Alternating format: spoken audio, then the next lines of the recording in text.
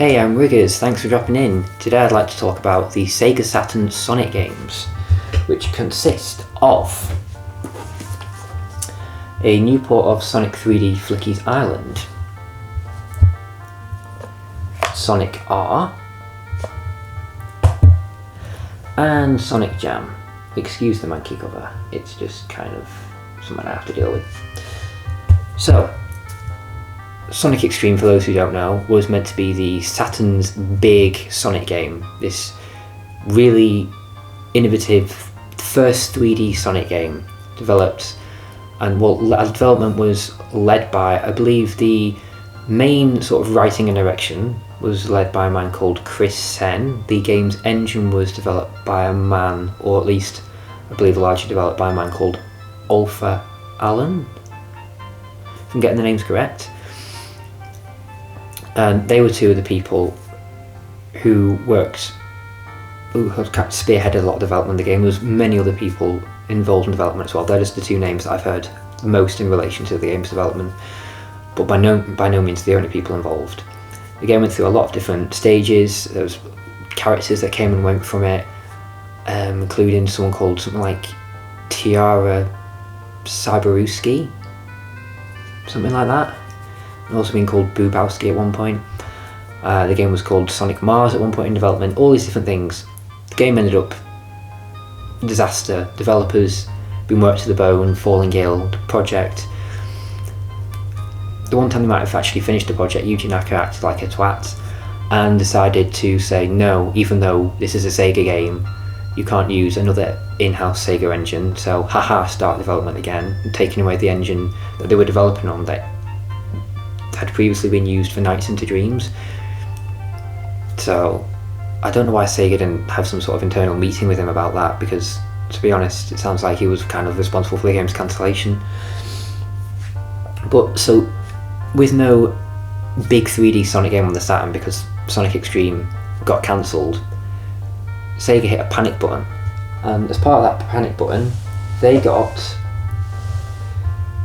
a British company called Traveller's Tales, two of the developers of which were my former teachers actually, and they got them to first of all do a new port of this Sonic 3D with enhanced graphics, which you can see a little bit on the back here, and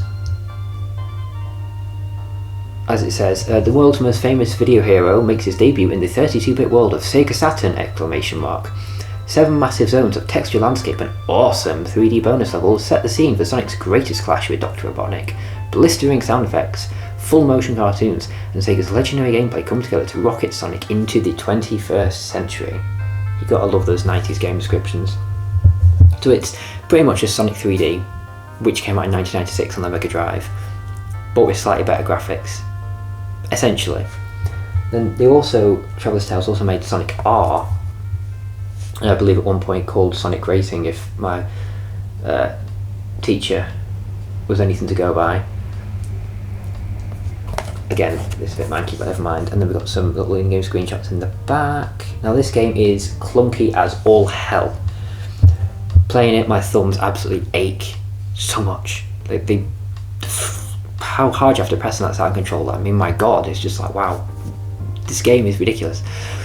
But it's only got about 5 stages, and there's 4 normal stages, and there's that one bonus stage, Rainbow Crystal something, I don't know what it's called. You start off with 4 characters: Sonic, Tails, Amy, Knuckles. You can unlock Eggman and some other interesting choices like a doll of Tails and Mecha Knuckles and bizarre things. The gameplay is clunky as all hell, like I said, but it's got a really funky Europop soundtrack, very 90s. It's just really like catchy music that's just fun. It has a really fun feel to it. Graphically it's very nice. It's nice to see Sonic in 3D and see those early days of 3D work in action representing the Sonic world space, and it is just a fun time. It's dumb fun. It's not the most polished game ever, but it's like a guilty pleasure game. It's a bit of a goof off game, like something to put on and enjoy. You know it's not great, but it is fun. So yeah, for a racing game, by no means is it the most polished thing ever, but yeah, it's a really interesting piece of Sonic history. I think the whole thing was developed in 6 to 9 months, and it wouldn't exist if Sonic X-treme had come through. The port of Sonic 3D wouldn't exist either. These were projects they pushed out and hit the emergency button on to get a 3D Sonic game out there in some form for the system. And Sonic Jam is interesting because this is essentially, I'll just show what it looks like on the back. So we've got Sonic & Knuckles, Sonic 3, Sonic 2 and Sonic 1. Actual ports, not emulated, they've actually been recoded for the Saturn. They're actually native Saturn ports of the games, which is cool. And they have various tweaks. You can use an easy mode, which takes away some of the stages and makes the games a bit shorter, which is good for anyone at any age just getting into the games. If you just want a more casual experience in general, or if you just want a bit of practice, it's nice to have that option to have a smaller experience, but you can still play through to the end. And I did that with Sonic 3, because I've still never actually played Sonic 3 and Knuckles, but I just wanted to sort of whiz through it and see a bit of what it had to offer. That Ice Cap music is so good. But the 3D section, so there's a 3D hub world that you can access that has like an art gallery. It has challenges where you can run around, you can collect rings, you can do things like, you can see Tails is carrying you here. All this 3D stuff is built out of what was like a really early prototype for Sonic Adventure, because Sonic Adventure was supposed to be, originally it was going to be on the Sega Saturn. So all the assets they'd already developed, when production shifted to the Dreamcast, they decided, oh hey, what should we do with all this? Let's make a game out of it. So they have this small hub world, this grassy, almost Green Hill Zone-esque type landscape, and everything they developed, or at least a chunk of it, they put towards this project, is Sonic Jam. So it's a compilation of 4 games, 1, 2, 3 and Knuckles, but also its own little tiny 3D world space as well, where you can explore, you can see the history of the franchise a bit. It's got lovely music, and it's fun. It's the first actual 3D platforming experience of Sonic, and I'd never played it before, I'd never emulated it before, I'd seen very little footage of it before. So when I played it for the first time last year, I was blown away. As a huge Sonic fan, I was like, this is so cool.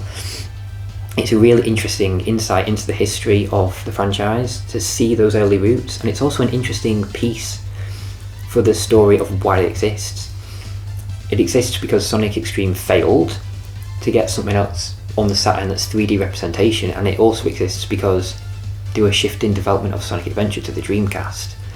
So all 3 of these titles, none of them are 10 out of 10 experiences, but you've got a higher quality version of one game, you've got a compilation / pseudo smaller sort of slice of life game, like a proof of concept type thing, and then you've got a clunky but fun as all hell racing game as well. Yeah, so I think these 3 games are by no means the best Sonic games, but I do think that they are a lot of fun. They're interesting to go back to. If I was to recommend one of them for someone to try who maybe isn't a fan of Sonic, I would say probably this one, because it's got all the games on it and you can play 3D and 2D. So, and like I said, with the easy mode, it's beginner friendly as well. And then for a big fan of Sonic who's never played any of them, I would actually also recommend Sonic Jam again over the others, because it's really interesting. And it's got all those classic games, and the 3D gameplay is really just fun, and it's got like a museum, art gallery, character bios that you can walk around, little hub world missions. For people who've only ever played the Mega Drive version of this, I would recommend trying this one because it looks nice and it's interesting to see a different graphical representation, and it's a fun game in general. And Sonic R is just good, feel good fun, and it's just wacky as all hell. So why the hell not? But yeah, so they're the 3 games that Sega pushed out upon the demise of Sonic X-treme. I think they're all fun, and I think they're worth a shot if you're a Sonic fan, if you like the Sega Saturn, if you're just curious about the history of the games. They're interesting products of their time, and I think they are well worth a look into. So thank you for watching my video. Let me know your thoughts about the Sega Saturn or the Sonic the Hedgehog games in general, or these specific games. Have you played them? What do you think of them? But I've been Riggers, you've been amazing. Thank you for watching. Take care.